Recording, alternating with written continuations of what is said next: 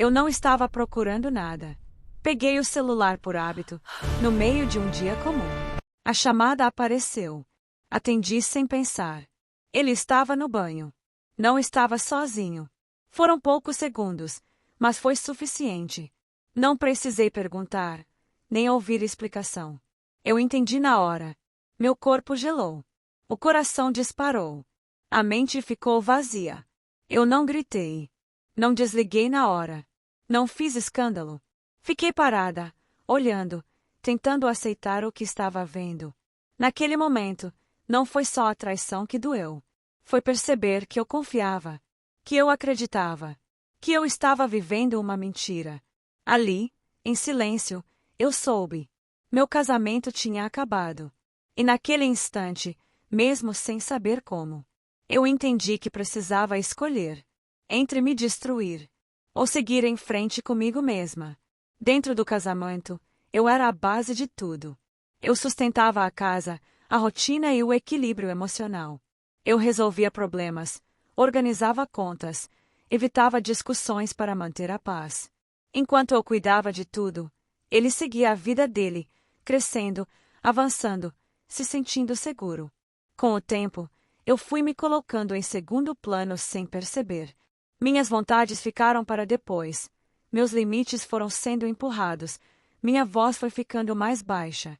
Eu acreditava que isso era amor, que era parceria, que era fase. Eu dava mais do que recebia e chamava isso de esforço pelo casamento. Eu me adaptava o tempo todo para que nada desmoronasse. Só que, enquanto eu segurava tudo, eu me perdia um pouco a cada dia. O gatilho não foi o cansaço físico. Foi o emocional. Foi sentir que eu estava inteira ali, mas sozinha. Foi entender tarde demais que eu estava sustentando algo que já não me sustentava mais. No começo existia cuidado. Depois virou hábito. A gente dormia na mesma cama, dividia a casa, os compromissos, as fotos em família. Por fora parecia um casamento normal. Por dentro, alguma coisa já tinha esfriado. Ele estava presente, mas distante. Eu estava ali, mas me sentia ignorada. Não faltava convivência, faltava atenção. Não faltava contato, faltava interesse. E isso machuca mais do que a ausência declarada. As conversas ficaram curtas, os toques raros, os elogios inexistentes. Tudo virou automático. Beijo por obrigação, companhia por costume, silêncio para evitar conflito. Eu percebia que o amor estava virando rotina, mas insistia. Porque admitir o fim parecia mais assustador do que viver sem sentir. Até entender que permanecer onde não existe cuidado cansa, adoece e apaga aos poucos.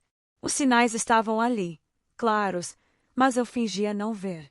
O distanciamento começou devagar, nas respostas frias, no olhar que já não me procurava.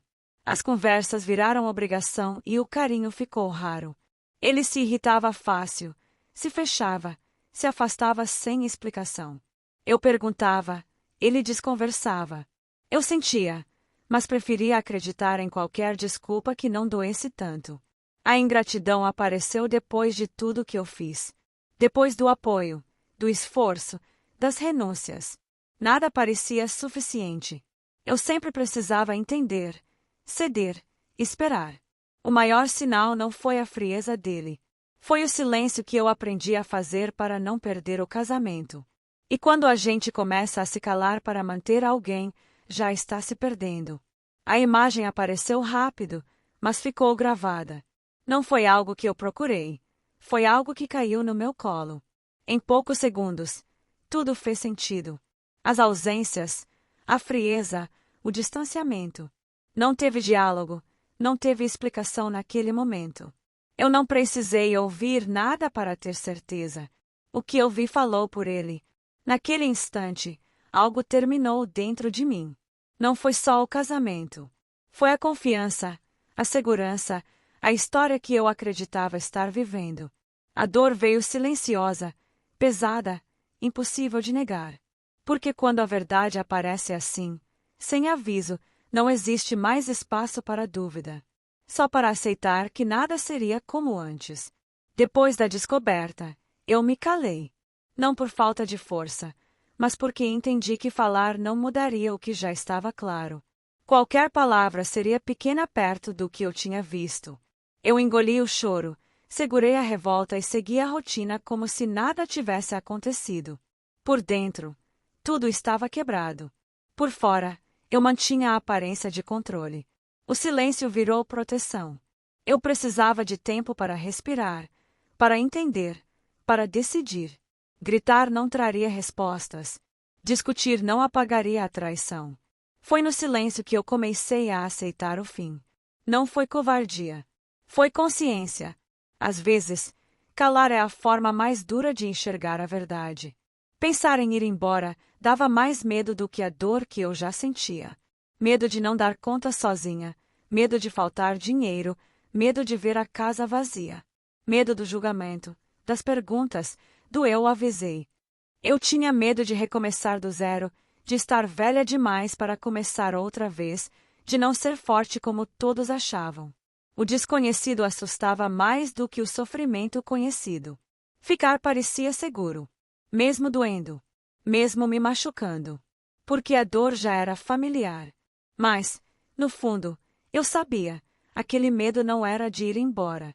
Era de admitir que eu precisava me escolher depois de tanto tempo me deixando por último. Um dia eu percebi que ficar estava me destruindo mais do que sair. A dor de permanecer era diária, silenciosa e sem esperança. A dor de ir embora, pelo menos, tinha fim. Eu entendi que continuar ali não era prova de amor, era insistência no sofrimento. Não era paciência, era medo. E eu já tinha medo demais. A virada não foi coragem de repente. Foi cansaço. Cansaço de aceitar pouco, de engolir tudo, de fingir que dava para continuar. Quando eu me escolhi, não foi por força. Foi por necessidade. Porque ninguém se reconstrói permanecendo onde se perdeu. O recomeço não foi bonito nem animado. Foi simples e cansativo. Trabalho, contas, rotina. Um dia tentando sobreviver ao outro. Sem promessas, sem planos grandes, sem certezas. Teve solidão, teve dúvida, teve noites difíceis.